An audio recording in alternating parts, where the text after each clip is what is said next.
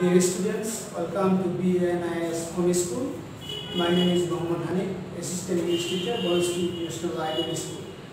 Last class, I discussed about the definition of simple, complex and compound, classification of class. Now, I will discuss the rest of the topics and rest of the rules. 4 number rules থেকে আমি শুরু করব। 4 নম্বর রুলসটা আমরা পড়ি। Having finished the work, the farmers left the field.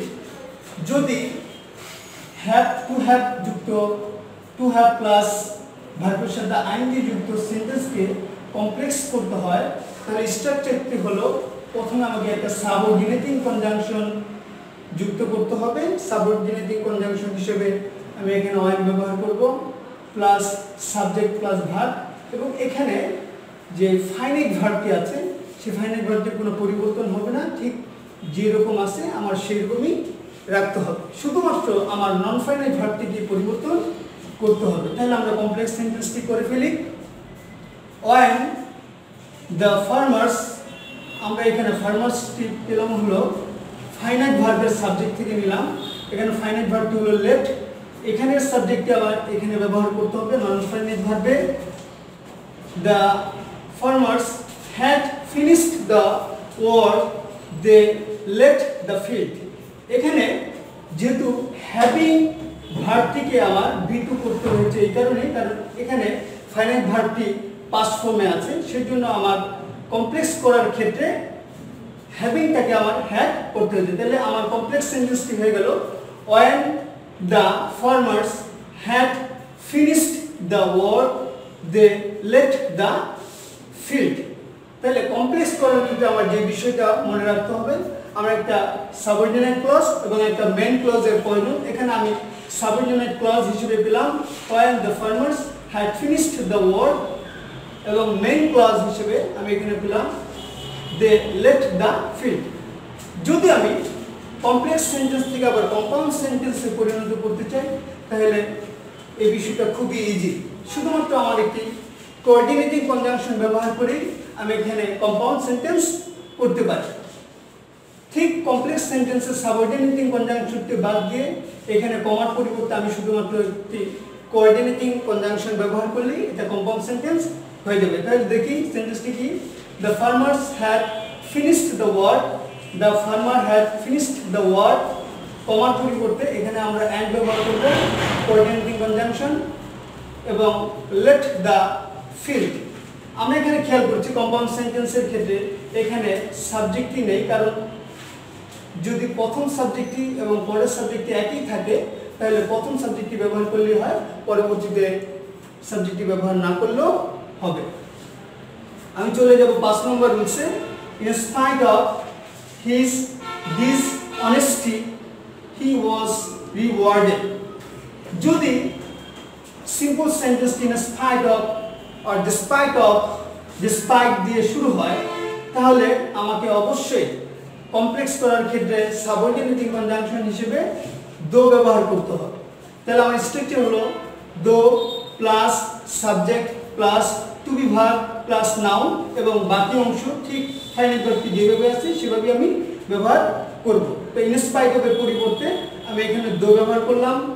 এখানে আমি দেখছি possessive case, এটা নমিনেটিভ কেস হয়ে যাবে, হি যে নমিনেটিভ কেস হি, এবং এখানে টু বি ভার্ব নাই, সেজন্য আমি টু বি ভার্বটি এখান থেকে নিয়ে নেব ওয়াজ, এবং এটা অ্যাডজেক্টিভ থেকে নাউন থেকে আমি অ্যাডজেক্টিভ করে ফেলব, নাউন করে ফেলব। তাহলে he was rewarded, though he was honest, he was dishonest, he was rewarded. তাহলে যদি এই সেন্টেন্সটিকে আমি কম্পাউন্ড করতে চাই, তাহলে আমাকে শুধুমাত্র কোঅর্ডিনেটিং কনজাংশন হিসেবে বাট ব্যবহার করতে হবে। তাহলে আমরা খেয়াল করছি এখানে দুটি বাদ যাবে, he was dishonest, কমার পরিবর্তে আমার বাট ব্যবহার করতে হবে, এবং সাবজেক্টটি প্রথম সাবজেক্টটি এবং দ্বিতীয় সাবজেক্টটি এক থাকায় প্রথম সাবজেক্টটি ব্যবহার না করলেও চলবে, এবং পরবর্তীতে ভার্ব দুইটিও এক, সেজন্য ভার্বটা ব্যবহার না করলেও হবে, শুধুমাত্র আমরা রিওয়ার্ডেড ব্যবহার করেছি। হি ওয়াজ ডিসঅনেস্ট বাট রিওয়ার্ডেড। তাহলে আমরা কম্পাউন্ড সেন্টেন্সকে বুঝতে পারলাম। আমরা চলে যাব পরবর্তী রুলসে, যে স্পাইট অফ। যদিও 5 নম্বর রুলস এবং 6 নম্বর রুলস একই, শুধু একটি পার্থক্য, সেটা হলো সাবজেক্টের পার্থক্য। Despite fog we risk there on time. কুয়াশা থাকা সত্ত্বেও আমরা সেখানে সময়মত পৌঁছালাম। তাহলে এই রুলসটির ক্ষেত্রে আমরা দেখতে পাচ্ছি যে আগের মতোই এখানে দো ব্যবহার করতে হবে, সাবজেক্ট ব্যবহার করতে হবে, টু বি ব্যবহার করতে হবে এবং নাউন ব্যবহার করতে হবে। তাহলে এখানে প্রথমে আমি দো ব্যবহার করলাম। সাবজেক্টে যদিও আমি সবসময় ফাইনাইট ভার্ব থেকে নিয়ে থাকি, যদি আমি এখানে ফাইনাইট ভার্ব থেকে নিয়ে থাকি তাহলে সেন্টেন্সটির অর্থটি পরিবর্তন হয়ে যায়। যেহেতু এখানে ফাইনাইট ভার্বের সাবজেক্ট ব্যবহার করলে অর্থটি পরিবর্তন হয়ে যায়, সেই জন্য আমাকে অবশ্যই এখানে একটা ইন্ট্রোডাক্টরি প্রনাউন ব্যবহার করতে হবে। ইন্ট্রোডাক্টরি প্রনাউন হিসেবে আমি ইট বা দেয়ারকে নিতে পারি, সেই জন্য আমি ইটকে নিলাম। ইট ওয়াজ ফগ, এবং পরবর্তী অংশ যা আছে তাই ব্যবহার করবো, we risk there on time. হয়ে গেল কমপ্লেক্স সেন্টেন্স। যদি এটাকে আমি কম্পাউন্ড সেন্টেন্সে পরিণত করতে চাই তাহলে সিম্পল সেন্টেন্সে ইন স্পাইট অফ বা ডেসপাইট, এবং কমপ্লেক্স সেন্টেন্সে দো বা অল দো যুক্ত সেন্টেন্সকে কম্পাউন্ড করার ক্ষেত্রে বাই ব্যবহার করতে হয়। তাহলে আমরা এখানে পেলাম ইট ওয়াজ ফগ বাট পরের অংশ যা আছে তাই ব্যবহার করব, we risk there on time. আশা করি বুঝতে পেরেছি আমরা। পরবর্তী আমরা 7 নম্বর রুলসে চলে যাব। 7 নম্বর রুলসে আছে I went to library to buy a pen. এখানে আমরা দেখছি যে একটা ফাইনাইট ভার্ব আছে এবং একটা নন ফাইনাইট ভার্ব আছে। আমরা শুধুমাত্র নন ফাইনাইট ভার্বকে চেঞ্জ করব। তাহলে আমরা দেখতে পাচ্ছি এখানে লাল চিহ্নিত যে অংশটি টু, শুধুমাত্র টু এর পরিবর্তন হবে কমপ্লেক্স করার ক্ষেত্রে। ইনফিনিটিভ যুক্ত সেন্টেন্সকে শুধুমাত্র লিখতে হবে সো দ্যাট আই ক্যান অথবা সো দ্যাট আই কুড। তাহলে কমপ্লেক্স সেন্টেন্সটি কি হলো? I went to library so that I could buy a pen. এখানে আমি কুড ব্যবহার করার কারণ হলো যেহেতু এখানে ফাইনাইট ভার্বটি পাস্ট ফর্মে আছে, সেই জন্য আমি এখানে কুড ব্যবহার করেছি। যদি প্রেজেন্ট ফর্মে থাকতো তাহলে আমি এখানে ক্যান ব্যবহার করতাম। আমি তাহলে এটা কম্পাউন্ড সেন্টেন্সে পরিণত করব, শুধুমাত্র একটা কোঅর্ডিনেটিং কনজাংশন ব্যবহার করলেই হবে। I went to library and so I could buy a pen. আশা করি বুঝতে পেরেছো। আমরা 8 নম্বর রুলসে চলে যাব। He was too weak to walk. সে এতই দুর্বল যে সে হাঁটতে পারে না। এই টু এবং টু যুক্ত সেন্টেন্সকে কমপ্লেক্স করার ক্ষেত্রে এই টু এর পরিবর্তে আমার সো ব্যবহার করতে হবে, এবং এই টু এর পরিবর্তে আমার ব্যবহার করতে হবে দ্যাট হি ক্যান নট অথবা দ্যাট হি কুড নট। আমরা চলে যাই কমপ্লেক্স সেন্টেন্সে। He was so weak that he could not walk. এখানে কুড নট ব্যবহার করার কারণ হলো প্রথম অংশটি এখানে পাস্ট ফর্মে আছে, সেজন্য আমরা এখানে কুড নট ব্যবহার করেছি। যদি আমরা এটা কম্পাউন্ড সেন্টেন্সে পরিণত করতে চাই, এই স্ট্রাকচারটি হবে যে এখানে টু এর পরিবর্তে শুধু ভেরি হবে এবং এই টু এর পরিবর্তে অ্যান্ড কুড নট ব্যবহার করতে হবে। তাহলে কম্পাউন্ড সেন্টেন্সটি হলো he was very weak and could not walk. এখানে আমরা কোঅর্ডিনেটিং কনজাংশন ব্যবহার করে এটাকে এই সেন্টেন্সটিকে আমরা কম্পাউন্ড সেন্টেন্সে পরিণত করলাম। আমরা চলে যাব হলো 9 নম্বর রুলসে। আমরা দেখছি যে 9 নম্বর রুলস এবং 8 নম্বর রুলস প্রায় একই, শুধুমাত্র এখানে একটু পার্থক্য, সাবজেক্টের পরিবর্তন। প্রথম, the load is too heavy for me to carry. অর্থাৎ বোঝাটি এতই ভারী যে আমার জন্য যে আমি বহন করতে পারি না। এই সেন্টেন্সকে সিম্পল সেন্টেন্সকে কমপ্লেক্স করার ক্ষেত্রে একই রুলস ফলো করা হবে, শুধুমাত্র সাবজেক্টটি একটু পরিবর্তন হবে।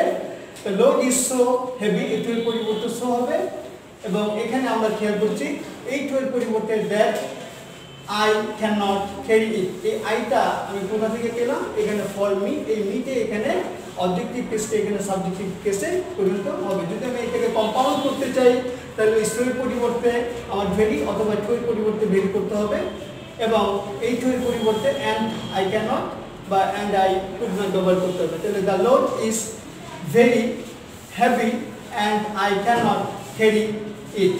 আমরা 10 নম্বর রুলসে চলে যাব।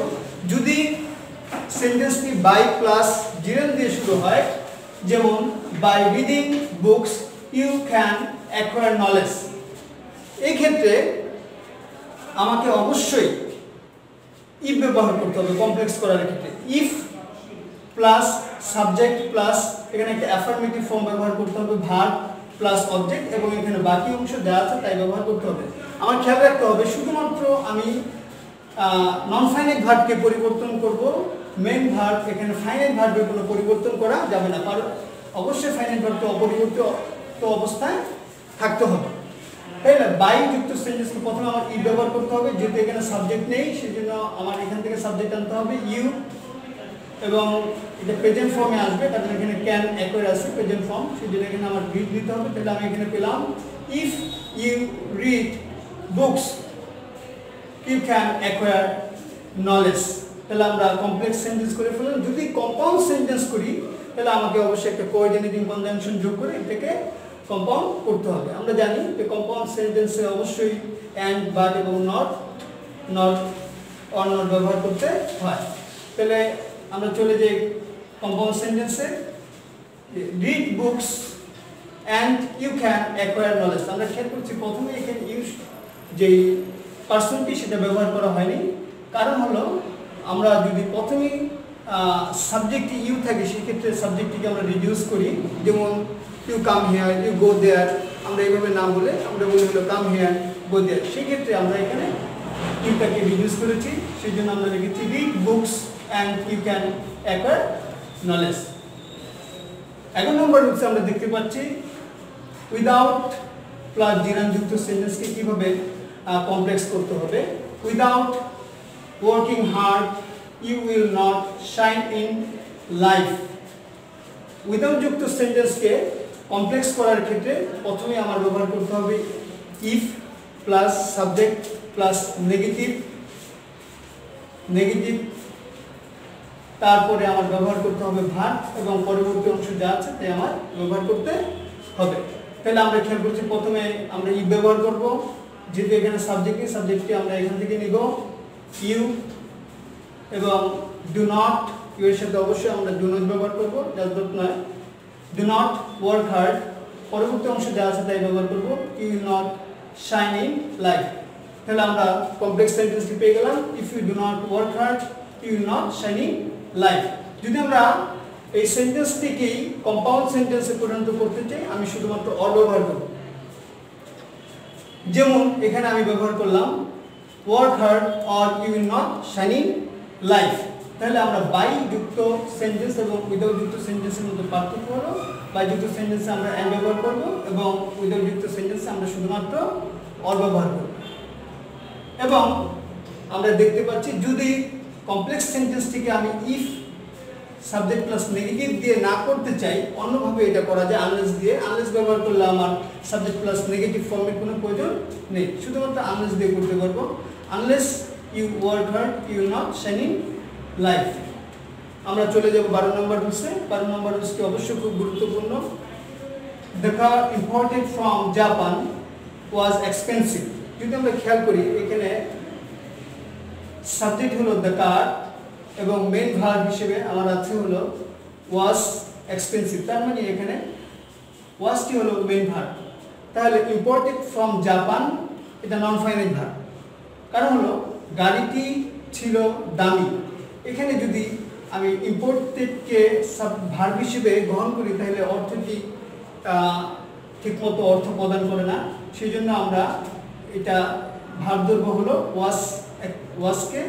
তাহলে আমরা যদি এই ধরনের সেন্টেন্সকে কমপ্লেক্স করতে চাই তাহলে আমাদের করতে হবে দ্য কার, এই অংশটিকে শুধুমাত্র আমার চেঞ্জ করতে হবে। গাড়িটি দামি ছিল এবং গাড়িটিকে আমদানি করা হয়েছিল, গাড়িটি আমদানি করেনি। যেহেতু গাড়িটি আমদানি করেনি, গাড়িটিকে আমদানি করা হয়েছে, সেজন্য আমরা এটাকে প্যাসিভ ফর্মে করব। The car which was imported from Japan was expensive.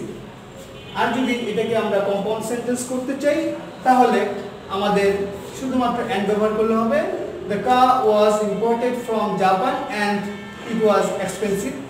এখানে আমরা দুইটা প্রিন্সিপাল ক্লজ পেয়ে গেলাম। আশা করি তোমরা বুঝতে পেরেছ। অবশ্যই পরবর্তী কোনো বিষয় নিয়ে তোমাদের সাথে দেখা হবে। এই পর্যন্তই, সবাইকে ধন্যবাদ।